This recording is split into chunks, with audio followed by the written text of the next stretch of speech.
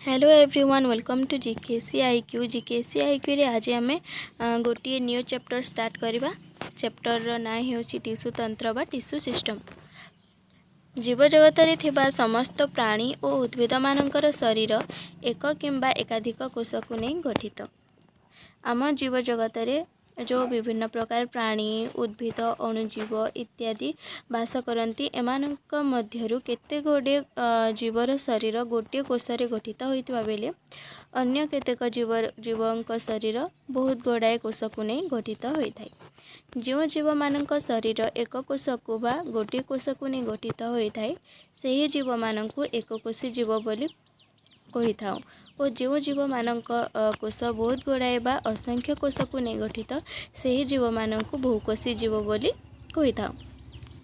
एक कोशी जीव मानकर समस्त जैविक प्रक्रिया यथा रेचन खाद्य ग्रहण श्वसन प्रजनन इत्यादि गोटे मात्र कोशरे संपादन होता है। उदाहरण हेउछि एमेबा एमेबा तार समस्त जैविक प्रक्रिया से गोटे कोशरे से संपादित करिथाय। बहुकोशी जीव यथा उद्भिद और प्राणी मानकर भिन्न भिन्न अंग रही है। भिन्न भिन्न कार्य संपादन करने से मानकर भिन्न भिन्न अंग रही है और सही अंग कौन विभिन्न प्रकार टिश्यूर समाहार रे अंग गठित होता है और कोशर समाहार रे टिश्यू गठित होता है। एवं पढ़ा टिश्यू संस्थान कोश मानक समाहार को स्थूलतः टिश्यू कहुए। वैज्ञानिक पाहा होती जड़े वैज्ञानिक से कही समजातीय कोशरु उत्पन्न और एक प्रकार कार्य संपन्न करुथिबा कोश मानकर समाहार को टिश्यू कहुए।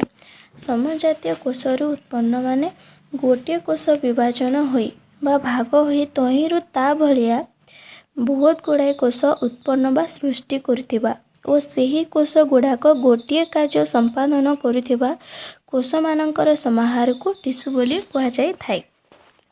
तेणु समजात और समगठन विशिष्ट अनेक टिश्यू सामूहिक भाव में शरीरर एक निर्दिष्ट कार्य संपादन करुथिले ताहाकु एक अंग बोली कहा जाय थाए।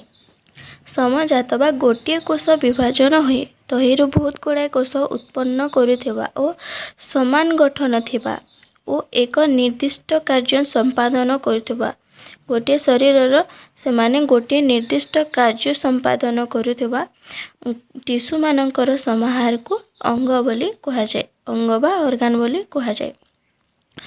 यथा हृदपिंड यकृत पाकस्थली इत्यादि हेउछि प्राणी मानकर अंग प्राणी शरीरर अंग सेहीपरि पत्र कांड चेर इत्यादि उद्भिद शरीरर विभिन्न अंग केतेक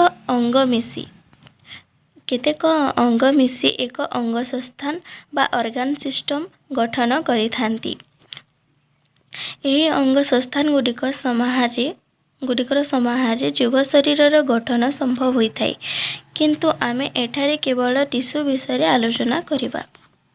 साधारणतः टिश्यू को उद्भिद टिश्यू और प्राणी टिश्यू भाव में विभक्त करा जाय पारे। आमे टिश्यू को दुई भाग में विभक्त करवा गोटे उद्भिद टिश्यू और गोटे प्राणी टिश्यू। प्राणी मानक कोशरे कोश भित्ति बा सेल वाल न थाए किंतु उद्भिद मानक कोशरे कोश भित्ति बा सेल वाल रही है। तेणु प्राणी टिश्यू और उद्भिद टिश्यूर गठन और कार्यप्रणाली संपूर्ण भिन्न होता है। प्रथमे आमे पढ़िबा उद्भिद टिश्यू बा प्राणी टिश्यू। उद्भिद शरीर विभिन्न प्रकार कोशर एक समाहार। गोटे उद्भिद शरीर विभिन्न प्रकार कोश को नहीं गठित होता है। एक कोशी यथा क्लोरेला और अनेक शैवाल जातीय उद्भिद गोटे कोशरे गठित होइथांती। क्लोरेला और अनेक शैवाल जातीय उद्भिद से गोटे कोशरे गठित होइथांती और यही एकक कोशटी जीवर जीवन धारण पाई आवश्यक समस्त कार्य करिथाय। सेमाने बंचिबा पाई जो जो सब प्रक्रिया रही है सही सब प्रक्रिया मात्र से गोटे कोशरे होइथाय। बड़ बड़ वृक्ष बा उच्च श्रेणीर उद्भिद मानकर शरीर भिन्न भिन्न अंश विभिन्न प्रकार कोश को नहीं गठित। बड़ बड़ उद्भिद मानक शरीर रे भिन्न भिन्न अंश यथा कांड चेर पत्र इत्यादि रही थाए और सही अंशगुड़िक विभिन्न प्रकार कोश को नहीं गठित होइथांती। तेणु से समस्त अंशगुड़िकर गठन और कार्यनिर्वाही सामर्थ्य मध्य भिन्न भिन्न। तेणु कौन पत्र कांड चेर इत्यादि अंशर गठन अलगा अलगा अलगा होता है बा भिन्न भिन्न होता है और सेमानंकर कार्य निर्वाही सामर्थ्य मध्य भिन्न भिन्न बा सेमाने भिन्न भिन्न कार्य संपादन करिथांती। उच्च श्रेणी उद्भिद मानक ठारे विभिन्न प्रकार टिश्यू देखा जाए। आकार स्थान कार्य और विकास को बा वृद्धि को आधार करी टिश्यू को साधारणतः दुईटी मुख्य भाव में विभक्त करा जाय पारे, यथा मेरिस्टेमेटिक टिश्यू और अन्यटी स्थायी टिश्यू बा परमानेंट टिश्यू। प्रथमे पढ़िबा मेरिस्टेमेटिक टिश्यू। उद्भिदर जीवन चक्र रे जुग्मजर बा जाइगोट र विभाजन घटी भ्रूण सृष्टि हुए।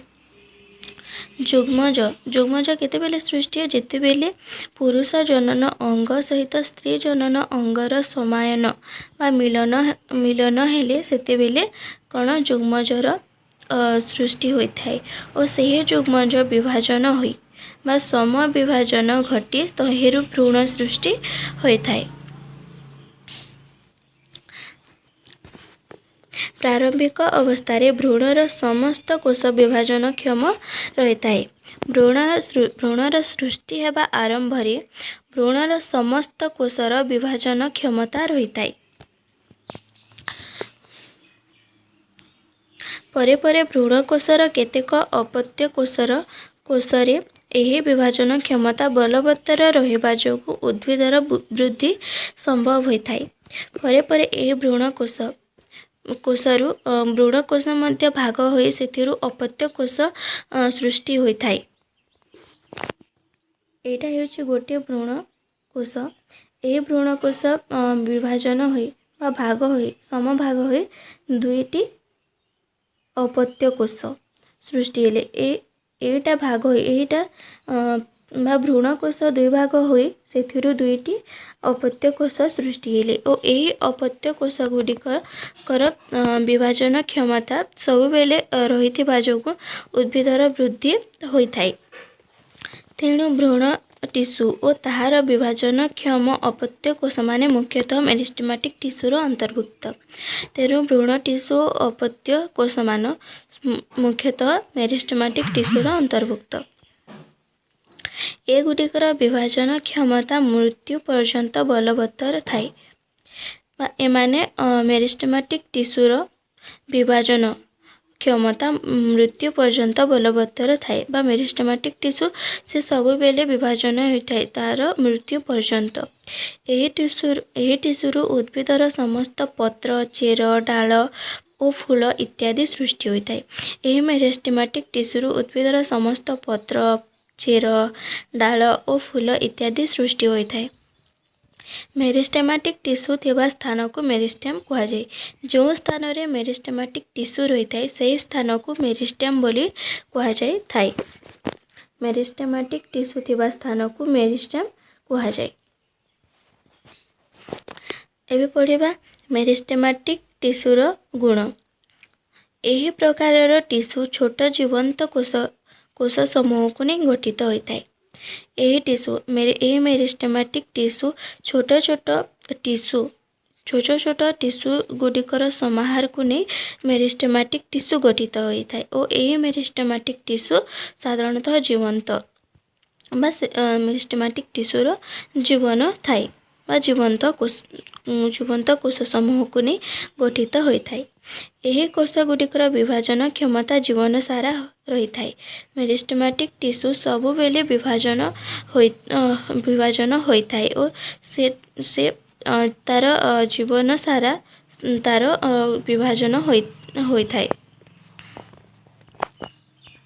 कोश गुड़िक आयताकार। कोश गुड़िकर आकार आयताकार और कोश भितर अंतःकोशीय स्थान न थाए।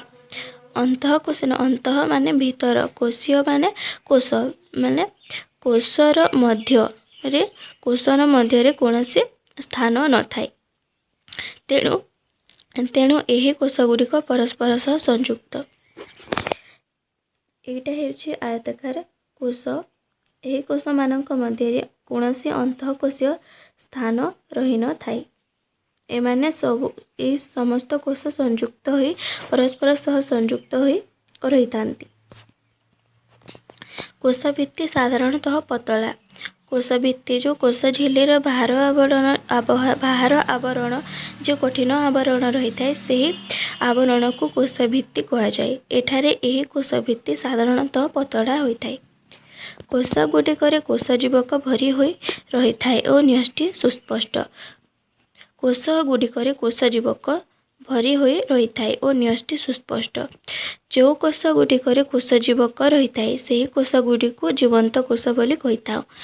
तेणु यही कोष गुड़िकरे कोष जीवक गुड़िक भरी होई रही थांती और एठारे न्यष्टि सुस्पष्ट बा न्यष्टि भल भाव देखा जाय थाए। कोषरे रसधानी छोट अंतर्जीवकीय जालिका बा एंडोप्लाज्मिक रेटिकुलम माइटोकॉन्ड्रिया और लवक आदि अंगिका प्रारंभिक अवस्था देखा जाए। मेरिस्टेमेटिक टिश्यूर आरंभ में यही कोष अंगिका गुड़िक देखा जाय थाए। कोष गुड़िकर विपाचन प्रक्रिया खूब तीव्र होता है। मेरिस्टेमेटिक टिश्यूर प्रकार भेद स्थान आकार और वृद्धि इत्यादि विशेष मेरिस्टेमेटिक टिश्यू विभिन्न प्रकार होता है। विकास अनुजाई यहाकू दुई भाग विभक्त करा जाए।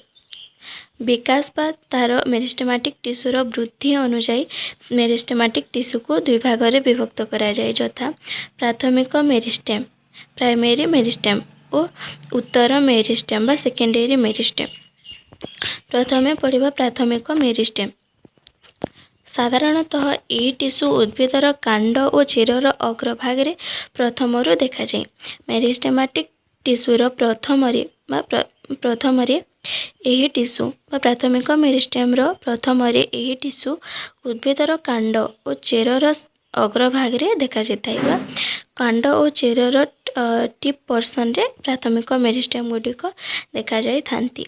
एहार विभाजन द्वारा कांड और चेरर वृद्धि हेबा संगे संगे शाखा और प्रशाखा मध्य सृष्टि होता है। प्राथमिक मेरिस्टेमर विभाजन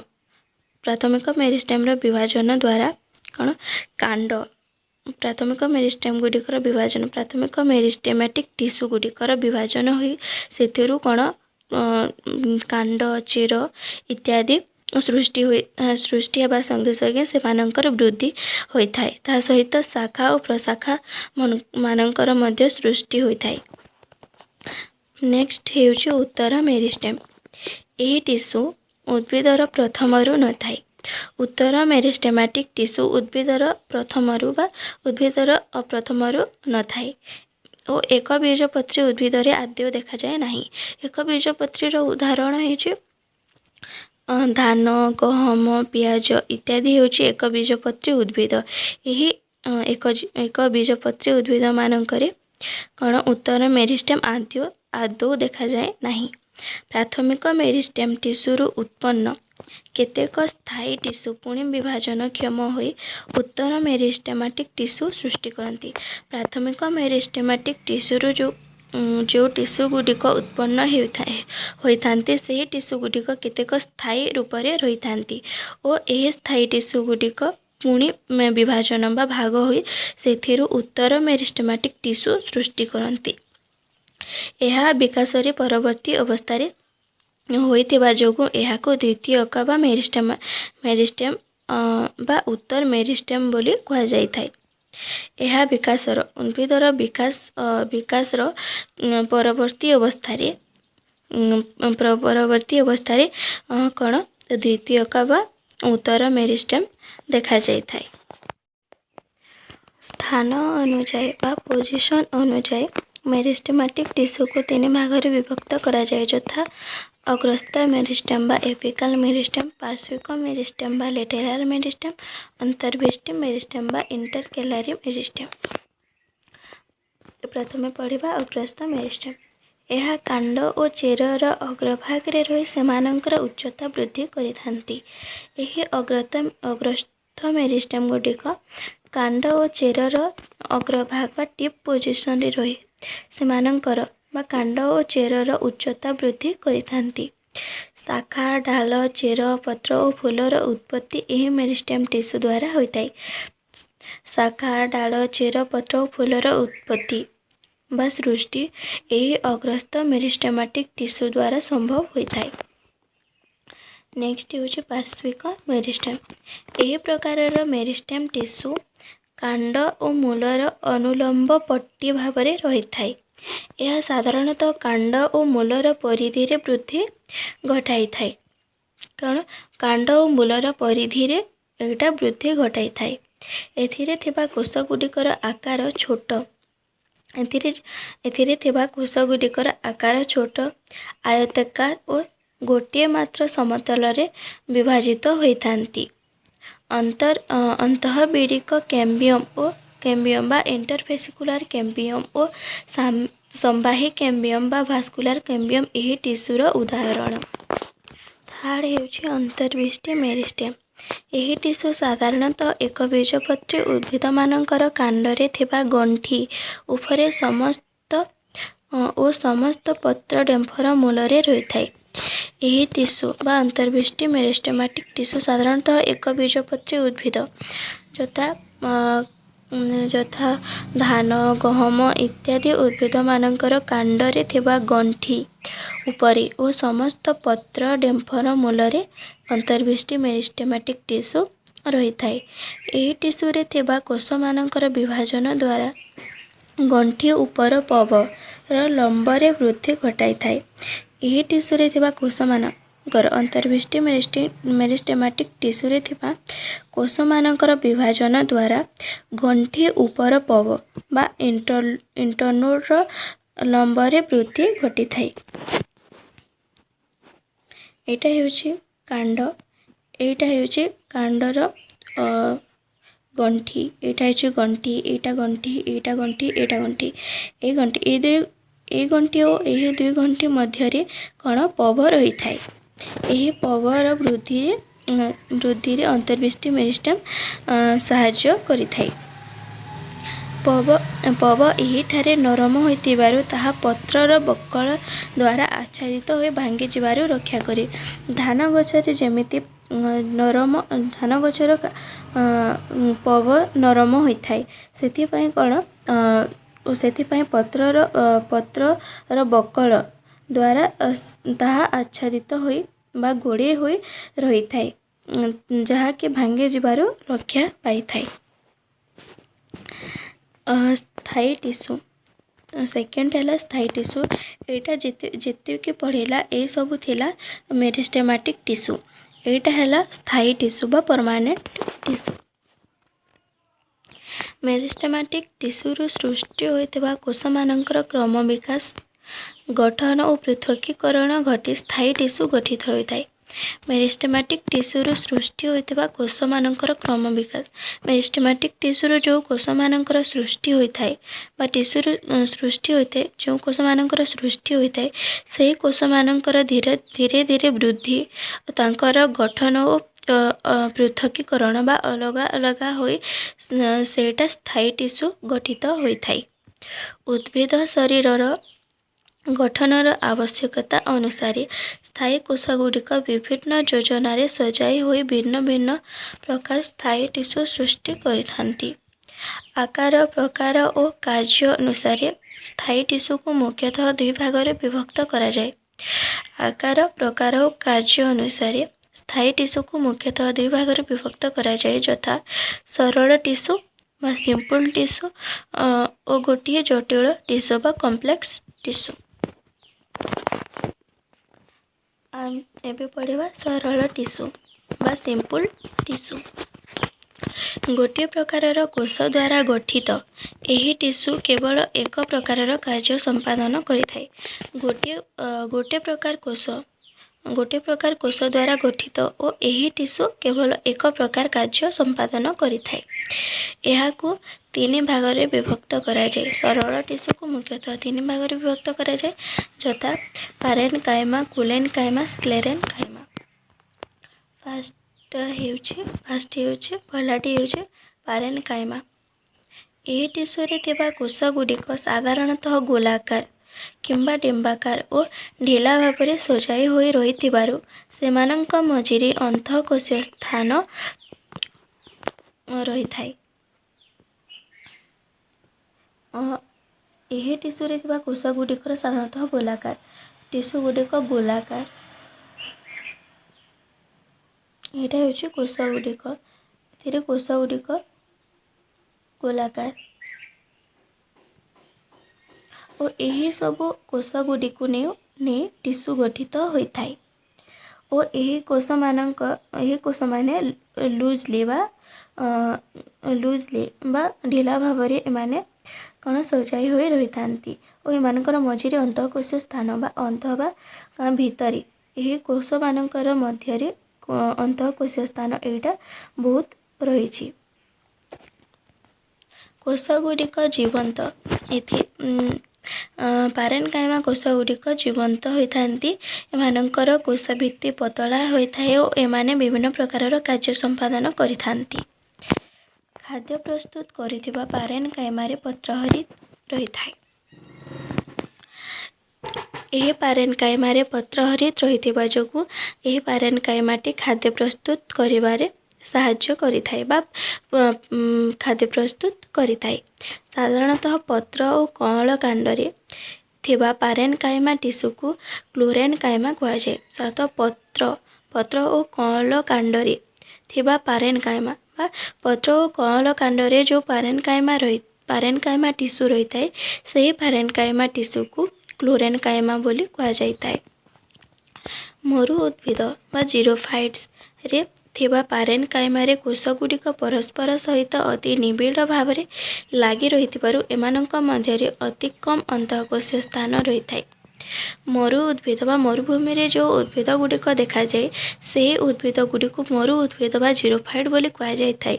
ସେହି ମରୁ ଉଦ୍ଭିଦରେ ଥିବା ପାରେନକାଇମା କୋଷଗୁଡ଼ିକ କ'ଣ ପରସ୍ପର ସହିତ ଅତି ନିବିଡ଼ ଭାବରେ ଲାଗି ରହିଥିବାରୁ ଏମାନଙ୍କ ମଧ୍ୟରେ ଅତି କମ୍ ଅନ୍ତଃକୋଷୀୟ ସ୍ଥାନ ରହିଥାଏ। ଏମାନେ କ'ଣ ଏହି କୋଷଗୁଡ଼ିକ ଏଥିରେ ମରୁ ଉଦ୍ଭିଦମାନଙ୍କରେ କୋଷଗୁଡ଼ିକ ନିବିଡ଼ ଭାବରେ ଲାଗି ହୋଇ ରହିଥାନ୍ତି ଓ ଏମାନଙ୍କ ମଧ୍ୟରେ ଅତି କମ୍ ଅନ୍ତଃକୋଷୀୟ ସ୍ଥାନ ଏହି ଅନ୍ତଃକୋଷୀୟ ସ୍ଥାନ ଅତି କମ୍ ରହିଥାଏ।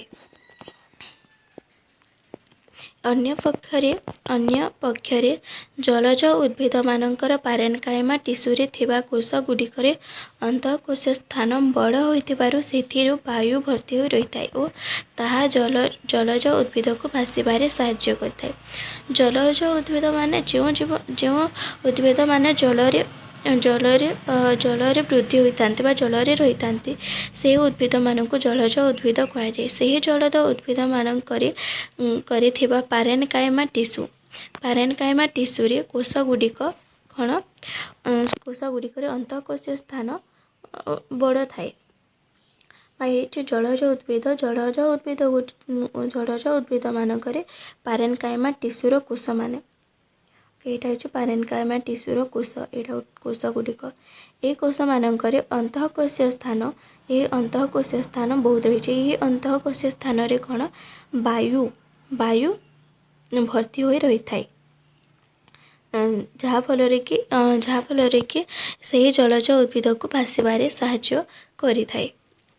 ଏହି ଟିସ୍ୟୁକୁ ଏରେନକାଇମା ବୋଲି କୁହାଯାଇଥାଏ। ଏହି ପ୍ରକାର ଟିସ୍ୟୁକୁ ଏରେନକାଇମା ବୋଲି କୁହାଯାଏ। ଜଳଜ ଉଦ୍ଭିଦରେ ଯେଉଁ ପାରେନକାଇମା ଟିସ୍ୟୁ ରହିଛି ସେହି ପାରେନକାଇମା ଟିସ୍ୟୁକୁ କ'ଣ କୁହାଯାଇଥାଏ ଏରେନକାଇମା କୁହାଯାଏ। ଉଦ୍ଭିଦର ତ୍ୱଚା, କର୍ଟେକ୍ସ, ପିତ୍ ଓ ମେସୋଫିଲ୍ ଆଦି ପାରେନକାଇମା ଦ୍ୱାରା ଗଠିତ ହୋଇଥାଏ। ସେକେଣ୍ଡ ହେଉଛି କୋଲେନକାଇମା। ଏହି ଟିସ୍ୟୁର ସାଧାରଣତଃ ଜୀବନ୍ତ। ଏହି ଟିସ୍ୟୁ ମଧ୍ୟ ଜୀବନ୍ତ ଲମ୍ବାକାର ଓ ଦୁଇ ପଟରେ ମୁନିଆ ହୋଇଥାଏ। ଏହି କୋଷଗୁଡ଼ିକ କ'ଣ ଲମ୍ବାକାର ହୋଇଥାନ୍ତି ଓ ଦୁଇ ପଟରେ ମୁନିଆ ହୋଇଥାଏ। ମାନେ ଏମିତି ହୋଇଥାନ୍ତି ଦୁଇ ପଟରେ ମୁନିଆ ହୋଇଥାଏ। ଏମିତି ହୋଇ ରହିଥାନ୍ତି ଲମ୍ବାକାର ଓ ଦୁଇ ପଟ ମୁନିଆ ହୋଇଥାଏ। କୋଷଗୁଡ଼ିକର କୋଷ ଭିତ୍ତି ମୋଟା। ଏଥିରେ କୋଷଗୁଡ଼ିକର କୋଷ ଭିତ୍ତି ମୋଟା। कोष भित्ति माने जो जो कण कोष झिल्लीर बाहर पटरे जो कठिन आवरण रही है से कठिन आवरण को कोष भित्ति बोली कहुए। एथिरे कोष गुड़िकर कोष भित्ति मोटा होता है और अंतःकोश स्थान रे लिग्निन रही है। एटा हेउची कोलेनकाइमा टिश्यू। ए कोलेनकाइमा टिश्यू रे कोलेनकाइमा टिश्यूर अंतःकोशीय स्थान बा कोष दुईटी कोष मध्य कौन लिग्निन जमा हो रही है। यहाँ हूँ लिग्निन ये दुई कोष मध्य कौन लिग्निन जमा हो रही है। से लिग्निन थिबारु टिश्यू टाण और नमनीय होता है जहाद्वारा कि उद्भिदर पत्र कांड और चेर इत्यादि विभिन्न दिग को बंके पारती और सहजरे भांगती नहीं।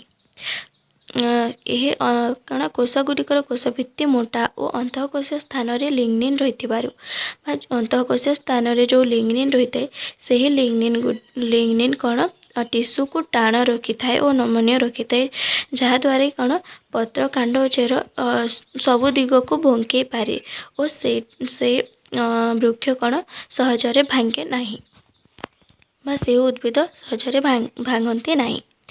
पत्रर धार और डेम्फ एवं कांडर अधत्वचीय बा हाइपोडर्मिस रे यही टिश्यू उद्भिद को यांत्रिक शक्ति जोगाई थाए।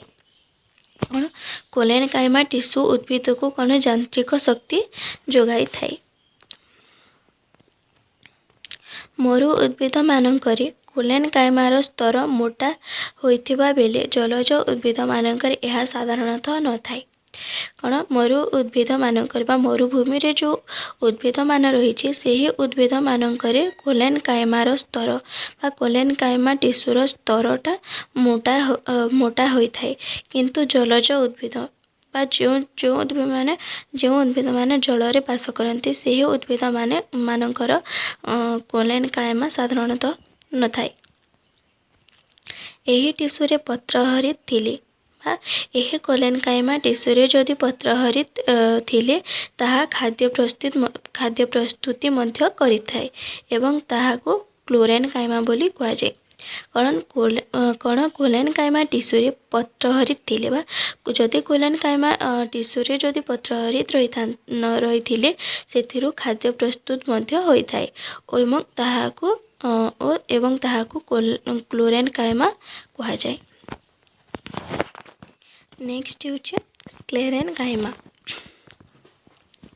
यही टिश्यूर कोष गुड़िक मृत कौन यही टिश्यू गुड़िकर कोष गुड़िक मृत होता यही कोष गुड़िकर कोषजीवक न थाए। जो कोष गुड़िकर कोषजीवक भरी हो रही है से कोष गुड़िक जीवंत बोली कहुए और जो कोष गुड़िक कोषजीवक भरी हो न थाए से कोष गुड़िक मृत होता। यार कोष भित्ति रे बहु परिमाण रे लिग्निन जमा होइथिबारु यह अत्यधिक स्थूल और शक्त होता है। यही बा स्क्लेरेनकाइमा कोष रे बहु परिमाण रे लिग्निन जमा हो रही है। लिग्निन जमा हो रही सेटा अत्यधिक शक्त होता है। गठन अनुଯାयी यही टिश्यू को बा स्क्लेरेनकाइमा टिश्यू को दुई भाग में विभक्त करा जायथाय यथा दृढ़ टिश्यू बा फाइबर दृढ़ कोष बा स्क्लेरेट्स। यह प्रकार टिश्यू नलिता और क्षण पट इत्यादि थाए। ए प्रकार टिश्यू बा स्क्लेरेनकाइमा टिश्यू नलिता और क्षण पट इत्यादि रही थाए। दृढ़ कोष गुड़िकर भित्ति दृढ़ कोष गुड़िकर भित्ति अत्यधिक क्यूटिन और सुबेरिन जमा होइथिबारु यह पतर भली टाण और निदा होता है। कारण दृढ़ कोषर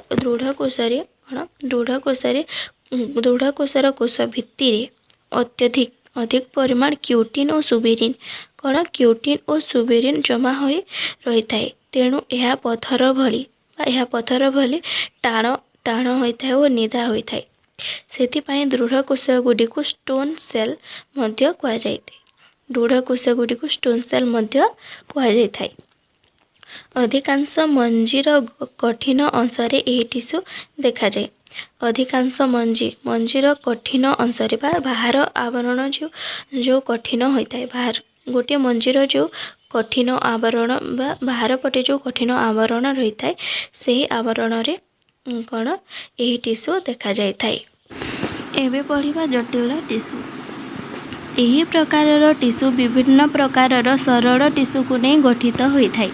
यही प्रकार जटिल टिश्यू विभिन्न प्रकार सरल टिश्यू को नहीं गठित होता है किंतु एठारे समस्त कोष संगठित होई एठारे कौन समस्त कोष संगठित हो गोटे कार्य संपादन करिथांती किंतु एठारे समस्त कार्य मिसी मात्र गोटे कार्य सेमाने करिथांती। जटिल टिश्यू साधारणतः दुई प्रकार यथा जाइलेम और फ्लोएम। एबे पढ़िबा जाइलेम। चारि प्रकार सरल टिश्यू को नहीं जाइलेम गठित होता है। चारि प्रकार सरल टिश्यू को नहीं जाइलेम गठित होता है से गुड़िक है ट्राकिड भेसेल जाइलेम पारेनकाइमा जाइलेम फाइबर। एगुड़ाक है ट्राकिड भेसेल जाइलेम पारेनकाइमा जाइलेम फाइबर एगुड़िक है सरल टिश्यू और यही चारि प्रकार सरल टिश्यू को नहीं जाइलेम गठित होता है। प्रथमटी है ट्राकिड। एथिरे थिबा कोषगुड़िक लंबा सरू और दुई पटक मुनिया होइथांती। एथिरे थिबा कोषगुड़िक लंबा होइथांती लंबा सरू माने पतला होइथांती और दुई पटक मुनिया होइथाय। एटा हेउची ट्राकिड। यार कोष भित्तिरे अधिक परिमाण लिग्निन रही थाए। एटा हेउची कोष भित्ति कोष झिल्लीर बाहर आवरण रे थाए कोष भित्ति तो एटा हला झिल्ली कोष झिल्ली ए कोष झिल्लीर जो बाहर आवरण अछि एही आवरण रे कोन लिग्निन बहुत परिमाण रे जमा होई थाए। एटा हेउची कोष भित्ति एटा हेउची कोष झिल्ली ए कोष भित्तिरे कोन बहुत परिमाण रो लिग्निन जमा होई रही थाए तेणु एगुड़िक दृढ़ और स्थूल होइथांती सेथिपाई एगुड़िक टाण होइथांती। यह एक मृत टिश्यू एणु एथिरे थिबा कोषगुड़िक साइटोप्लाज्म न थाए। यह एक मृत टिश्यू एणु एथिरे थिबा कोषगुड़िक साइटोप्लाज्म न थाए कारण जो कोषगुड़िक साइटोप्लाज्म बा कोषजीवक रही थाए से कोष को आम जीवंत बोली कही था किंतु जो कोष साइटोप्लाज्म बा कोषजीवक न थाए से कोष को आम मृत बोली कही था तेणु यही टिश्यू बा ट्राकिड मृत ट्राकिड होची गोटे मृत टिश्यू एणु एथिरे थिबा कोषगुड़िक साइटोप्लाज्म बा कोषजीवक न थाए। एगुड़िक लंब भाव में परस्पर सहित सज्जित हो नली सदृश रही थांती कौन एगुड़िक परस्पर सहित सज्जित हो एटा गोटे होची ट्राकिड। ए ट्राकिड उपरे आउ गोटे ट्राकिड उपरे आउ गोटे ट्राकिड एमिति हो सज्जित हो कौन गोटे नली सदृश होई थांती। उद्भिद रे बहु प्रकार ट्राकिड देखा जाए। उद्भिद रे बहुत प्रकार ट्राकिड देखा जाए सेमानंक मध्यरु गर्तमय ट्राकिड रे थिबा गर्त दे उद्भिदर जल सरबराह हुए। उद्भिद रे बहु प्रकार ट्राकिड देखा जाए किंतु गर्तमय ट्राकिड रे जो गर्त बा जो कणा रही थाए बा जो कणा रही थाए से कणा दे उद्भिदर जल सरबराह हुए बा से गर्त दे उद्भिद को जल जाई थाए। नेक्स्ट होची भेसेल। एगुड़िक ट्राकिड ठारू अधिक स्थूल बा एगुड़िक ट्राकिड ठारू बड़ और लंबारे गोटे प्रांत शेष भाग में संयुक्त हो रही बा लंबरे गोटे भेसर प्रांत आउ गोटे भेसेल आउ गोटे भेसर प्रांत आउ गोटे भेसेल एमिति एमाने संयुक्त हो रही। एटा होची गोटे भेसेल ए भेसेल प्रांतरे बा ए भेसेल शेष आउ गोटे भेसेल संयुक्त हो रही थाए। ए भेसेल सहित आउ गोटे भेसेल संयुक्त हो रही थाए। शेष कोष बा एन सेल रे गर्त थाए एवं यही गर्त दे गोटे भेसेल रु अन्य एक भेसेल को जल प्रवेश करिथाए कौन शेष कोष बा एन सेल रे गर्त रही थाए। गर्त बा कणा बा छिद्र एमिति शेष कोष रे कौन गर्त बा छिद्र रही थाए। ଏହି छिद्र दे गोटे भेसेल अन्य एक भेसेल को जल प्रवेश करता है। ए भेसेल को जल प्रवेश करता है। एटा को जल प्रवेश करता है।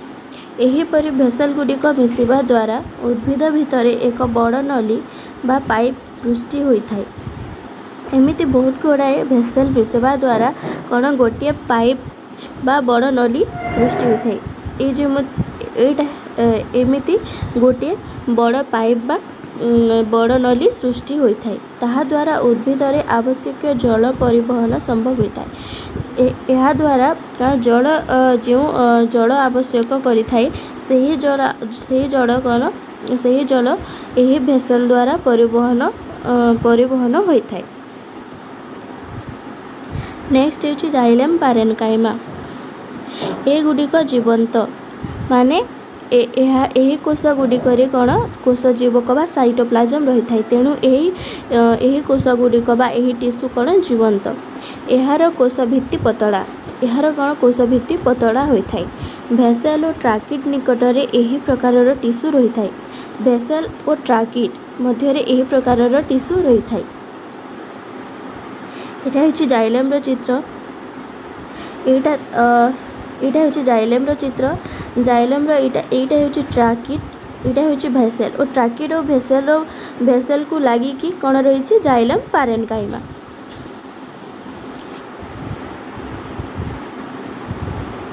भेसेल और ट्राकिड निकटरे यही प्रकार टिश्यू रही है। यही टिश्यू खाद्य और टेनिन आदि संरक्षण करिथाए। यही टिश्यू कौन खाद्य संरक्षण करी रखी था और टेनिन मध्य संरक्षण करी रखी था। टेनिन कौन टेनिन आम कोष को कौन सुरक्षा देता है और बैक्टीरिया आदि अणुजीव मानकठू रक्षा करी थाए। नेक्स्ट है जाइलम फाइबर। यह एक प्रकार दृढ़ टिश्यू। यह कण गोटे प्रकार दृढ़ टिश्यू। यार कोष गुड़िक कोष भित्ति सेल्युलोज और लिग्निन द्वारा निर्मित होता है। कारण यार कोष गुड़िक कोष भित्ति सेल्युलोज और लिग्निन द्वारा गठित होता है। यहाँ हूँ गोटे कोष। ए कोष बाहर कोष झिल्ली रही है। कोष झिल्ली बाहर कौन कोष भित्ति रही है। यही कोष भित्ति कौन यही कोष भित्ति सेल्युलोज और लिग्निन द्वारा निर्मित होता है। यही कोष भित्ति कौन सेल्युलोज और लिग्निन द्वारा निर्मित होता है। सेथिपाई कौन सेथिपाई यह स्थूल और यार कोष भित्ति सरल गर्त थाए और यार कोष भित्ति सरल गर्त रही है। यही कोष भित्ति छोट छोट बा सरल गर्त बा छोट छोट कणा रही है। यही प्रकार टिश्यूर कोशाभ्यंतर अत्यंत ओसारिया होता है। यही प्रकार टिश्यूर कोश आभ्यंतर बा कोशर भितरे अत्यंत ओसारिया होता है। यही दृढ़ टिश्यू उद्भिद को यांत्रिक शक्ति जोगाई थाए। जाइलम फाइबर उद्भिद को कौन यांत्रिक शक्ति जोगाई थाए जहाँफल कि उद्भिद भल भाव रही है और ताहा उपुड़े ना ताहा भांगी जाए ना। सेल्युलोज और लिग्निन दुईटी कौन एटा कोष भित्ति को कौन प्रोटेक्ट करथांती। आमे एबे पढ़िबा फ्लोएम। आमे जाइलम रो चारोटी सरल टिश्यू पढ़ी सारिछे। एबे पढ़िबा आमे फ्लोएम। फ्लोएम मध्य चारि प्रकार टिश्यू को नहीं गठित होता है यथा sieve tube companion cell phloem parenchyma phloem fibre. प्रथमे पढ़िबा सिप ट्यूब। ए गुड़िक लंब भाव में ऊपर को ऊपर जोड़ी हो अनेक धाड़ी रे सज्जित होई थांती। ए गुड़िक मध्य कौन लंब भाव में गोटे सिप ट्यूब उपर आ गोटे सिप ट्यूब आ गोटे सिप ट्यूब उपर आ गोटे सिप ट्यूब एमिति कौन जोड़ी होई रही थांती। ए गुड़िकर अनुप्रस्थ कोष भित्ति मुनिया बा कोणाकार होई रही थाई। एथिरे अनेक गोलाकार छिद्र रही थाई। ଏହି ସିପ୍ ଟ୍ୟୁବ୍ରେ ଅନେକ ଗୋଲାକାର ଛିଦ୍ର ବା କଣା ରହିଥାଏ। ଗୋଲାକାର କଣାମାନ ରହିଥାଏ। ଏହାର କୋଷ ଭିତ୍ତି ସ୍ଥୂଳ ଓ ଧାରାରେ କୋଷ ଯୁବକ ରହିଥାଏ। ସେଥିପାଇଁ ସିପ୍ ଟ୍ୟୁବ୍ ମଧ୍ୟ ଏକ ଜୀବନ୍ତ କୋଷ ହୋଇଥାଏ। ଏହି ପ୍ରକାରର କୋଷରେ ନ୍ୟଷ୍ଟି ନଥାଏ। ଏହି ପ୍ରକାର ବା ସିପ୍ ଟ୍ୟୁବ୍ କୋଷରେ କ'ଣ ନ୍ୟଷ୍ଟି ନଥାଏ। ଏହି ସିପ୍ ଟ୍ୟୁବ୍ ଦେଇ ଖାଦ୍ୟ ପଦାର୍ଥ ଉଦ୍ଭିଦର ବିଭିନ୍ନ ଅଂଶକୁ ଯାଇଥାଏ। ଏହି ସିପ୍ ଟ୍ୟୁବ୍ ଦେଇ ସିପ୍ ଟ୍ୟୁବ୍ ଦେଇ କ'ଣ ଖାଦ୍ୟ ପଦାର୍ଥ ଉଦ୍ଭିଦର ବିଭିନ୍ନ ଅଂଶକୁ ଯାଇଥାଏ। କମ୍ପାନିଅନ୍ ସେଲ୍ ଏଗୁଡ଼ିକ ଲମ୍ବା ହୋଇଥାନ୍ତି, କ୍ଷୁଦ୍ର ବା ଛୋଟ ହୋଇଥାନ୍ତି ତଥା ଅଣଓସାରିଆ ବା କ୍ଷୁଦ୍ର ହୋଇଥାନ୍ତି ଓ ସିପ୍ ଟ୍ୟୁବ୍ ସହିତ ଘନିଷ୍ଠ ଭାବରେ ଜଡ଼ିତ ହୋଇଥାନ୍ତି। ଏହି ସିପ୍ ଟ୍ୟୁବ୍ ସହିତ କମ୍ପାନିଅନ୍ ସେଲ୍ ଘନିଷ୍ଠ ଭାବରେ ବା ଲାଗିକି ରହିଥାନ୍ତି। ଏଇଟା ହେଉଛି ଫ୍ଲୋଏମ୍। ଏହି ଫ୍ଲୋଏମ୍ରେ ଏଇଟା ହେଉଛି କ'ଣ ସିପ୍ ଟ୍ୟୁବ୍। ସିପ୍ ଟ୍ୟୁବ୍ ସହିତ ଏଇଟା ହେଉଛି ସିପ୍ ଟ୍ୟୁବ୍। ଏହି ସିପ୍ ଟ୍ୟୁବ୍ ସହିତ କ'ଣ କମ୍ପାନିଅନ୍ ସେଲ୍ ଲାଗି ରହିଛି।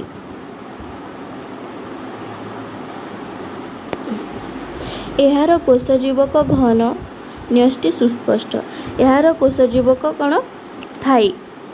ସେଥିପାଇଁ କମ୍ପାନିଅନ୍ ସେଲ୍ ମଧ୍ୟ କ'ଣ ଜୀବନ୍ତ କୋଷ ହୋଇଥାଏ। ନ୍ୟଷ୍ଟି ସ୍ପଷ୍ଟ ବା ନ୍ୟଷ୍ଟି ଭଲ ଭାବରେ ଦେଖାଯାଇଥାଏ। କାର୍ଯ୍ୟଦକ୍ଷତା ପାଇଁ ସିପ୍ ଟ୍ୟୁବ୍ ଓ କମ୍ପାନିଅନ୍ ସେଲ୍ ପରସ୍ପର ସହିତ ନିର୍ଭରଶୀଳ ହୋଇଥାନ୍ତି। କ'ଣ ସିପ୍ ଟ୍ୟୁବ୍ ଓ କମ୍ପାନିଅନ୍ ସେଲ୍ ପରସ୍ପର ସହିତ ନିର୍ଭରଶୀଳ କାର୍ଯ୍ୟଦକ୍ଷତା ପାଇଁ ସେମାନେ କାର୍ଯ୍ୟ ମିଶିକି କରିଥାନ୍ତି ହେଲା। ସିପ୍ ଟ୍ୟୁବ୍ ଓ କମ୍ପାନିଅନ୍ ସେଲ୍ ଏମାନେ ମିଶି ଉଦ୍ଭିଦର ବିଭିନ୍ନ ଅଙ୍ଗକୁ ଖାଦ୍ୟ ପ୍ରେରଣ କରିଥାନ୍ତି। ସିପ୍ ଟ୍ୟୁବ୍ ଓ କମ୍ପାନିଅନ୍ ସେଲ୍ ମିଶିକି କ'ଣ ଉଦ୍ଭିଦର ବିଭିନ୍ନ ଅଂଶକୁ ସେମାନେ ଖାଦ୍ୟ ଯୋଗାଇଥାନ୍ତି। Next phloem parenchyma. Sieve tube ଓ କମ୍ପାନିଅନ୍ ସେଲ୍ ସହିତ ପାରେନ୍କାଇମା ଲାଗି ରହିଥାଏ। ସିପ୍ ଟ୍ୟୁବ୍ ଓ କମ୍ପାନିଅନ୍ ସେଲ୍ ସହିତ ପାରେନ୍କାଇମା ଲାଗି ରହିଥାଏ। ଏଇଟା ହେଉଛି ଫ୍ଲୋଏମ୍। এই ফ্লোଏମ୍ରେ এইটা ହେଉଛି ସିପ୍ ଟ୍ୟୁବ୍, এইଟା ହେଉଛି କମ୍ପାନିଅନ୍ ସେଲ୍ ଓ ଏହି ସିପ୍ ଟ୍ୟୁବ୍ ଓ କମ୍ପାନିଅନ୍ ସେଲ୍ ସହିତ ଲାଗିକି କ'ଣ ପାରେନ୍କାଇମା ରହିଅଛି। ଫ୍ଲୋଏମ୍ ପାରେନ୍କାଇମା। ଏମାନଙ୍କର କୋଷ ଯୁବକ ରହିଥାଏ ଓ ଏହି ଫ୍ଲୋଏମ୍ ପାରେନ୍କାଇମା ଜୀବନ୍ତ ଓ କୋଷ ଭିତ୍ତି ପତଳା ଥାଏ। ଏମାନଙ୍କର କୋଷ ଭିତ୍ତି ପତଳା ଥାଏ। ଏହି ପ୍ରକାରର ଟିସୁକୁ ଫ୍ଲୋଏମ୍ ପାରେନ୍କାଇମା ବୋଲି କୁହାଯାଇଥାଏ। ଏହି ଟିସୁ ଖାଦ୍ୟ ସଂରକ୍ଷଣ ଓ ଖାଦ୍ୟ ପ୍ରେରଣରେ ସାହାଯ୍ୟ କରିଥାଏ। ଏହି ଟିସୁ କ'ଣ ଖାଦ୍ୟ ସଂରକ୍ଷଣ କରିବା ସହିତ ଖାଦ୍ୟ ପ୍ରେରଣ ବା ଖାଦ୍ୟ ଯୋଗାଇବା କାର୍ଯ୍ୟ ମଧ୍ୟ ସେ କରିଥାଏ। Next phloem fibre. ଏହି କୋଷଗୁଡ଼ିକ ଦୃଢ଼ ଟିସୁ ପରି ଓ ଏହାର କୋଷ ଭିତ୍ତିରେ ବହୁ ପରିମାଣର ଲିଗ୍ନିନ୍ ଜମା ହୋଇ ରହିଥାଏ। ଏହି କୋଷଗୁଡ଼ିକ ଦୃଢ଼ ହୋଇଥାନ୍ତି ଓ ଏହାର କୋଷ ଭିତ୍ତିରେ ବା କୋଷ ଭିତ୍ତି ରହିଥାଏ ସେହି କୋଷ ଭିତ୍ତିରେ କ'ଣ ବହୁତ ପରିମାଣର ଲିଗ୍ନିନ୍ ଜମା ହୋଇ ରହିଥାଏ। ଫ୍ଲୋଏମ୍ ଟିସୁ ଉଦ୍ଭିଦକୁ ଶକ୍ତ କରିଥାଏ। ଫ୍ଲୋଏମ୍ ଟିସୁ କ'ଣ ଉଦ୍ଭିଦକୁ ଶକ୍ତ କରିଥାଏ ଓ ଦୃଢ଼ତା ମଧ୍ୟ ଦେଇଥାଏ। ନଲିତା ଓ ଛଣପଟ ଫ୍ଲୋଏମ୍ ଫାଇବର ଟିସୁର ଏକ ଉଦାହରଣ। ନଲିତା ଗଛ ଓ ଛଣପଟ ଫ୍ଲୋଏମ୍ ଫାଇବର ଟିସୁର ଉଦାହରଣ। Thank you.